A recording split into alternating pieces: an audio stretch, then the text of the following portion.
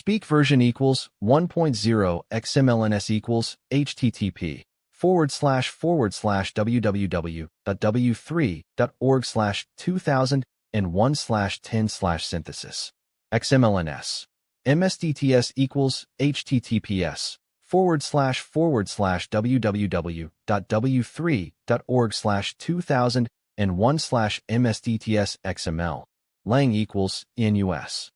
Voice name equals NUS Neural. MSDTS. Express as style equals SAD style degree equals 1.8. Prosody rate equals -18%, pitch equals -10%. I am 82 years old. In hindsight, the one decision I made that ruined 20 years of my life was marrying my high school sweetheart, Barbara, after my first year of college in 1958. I was 19 at the time. I'm still married to her, by the way, 63 years later. What I'm about to tell you is not a pleasant memory. I graduated from the University of Illinois with a degree in engineering in 1962. I was determined to make something of myself, to be a successful engineer and provide for my new family. Barbara had graduated from high school the year before, and we were excited to start our life together. She was 18 years old at the time. We had a small farm in rural Illinois, and my parents helped us out with the mortgage payments for a couple of years. But in 1963, when my parents passed away in a tragic car accident, everything changed. The farm became too much for us to handle, and we sold it for pennies on the dollar. Nobody told me this, but when you get married too young, you're not just marrying your partner, you're also marrying your partner's family and all their problems. Barbara's family had a lot of debt, and I took it on without realizing the weight of it. We worked hard, but it was like trying to hold water in our hands. We had two beautiful children, Tom and Sarah, but the stress of trying to make ends meet took a toll on our marriage. We fought all the time, and I was completely wrong to think that love was enough to overcome our differences. We should have been honest with each other, but we weren't. In the early 1970s, I was offered a promotion at work, but it required us to move to a different city. Barbara was hesitant, but I convinced her it was an opportunity for us to start fresh.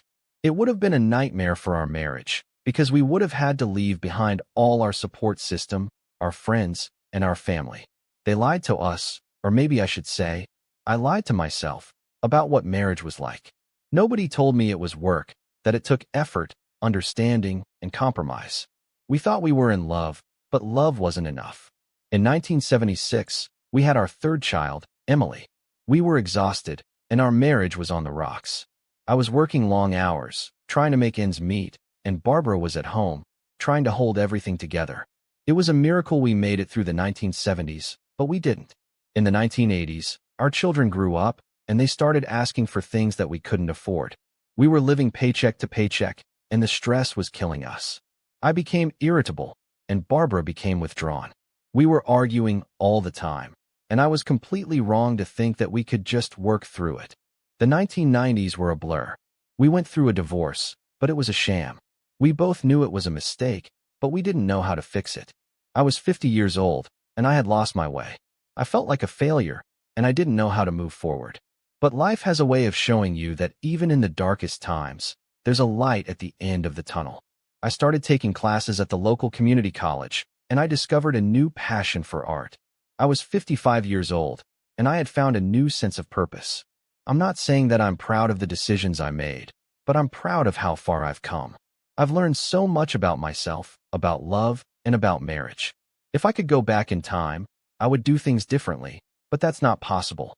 All I can do is tell you my story, in the hopes that it might help someone else avoid the mistakes I made. Marriage is hard work, folks. It takes effort, understanding, and compromise. If you're thinking of getting married, take a step back and really think about what you're getting yourself into.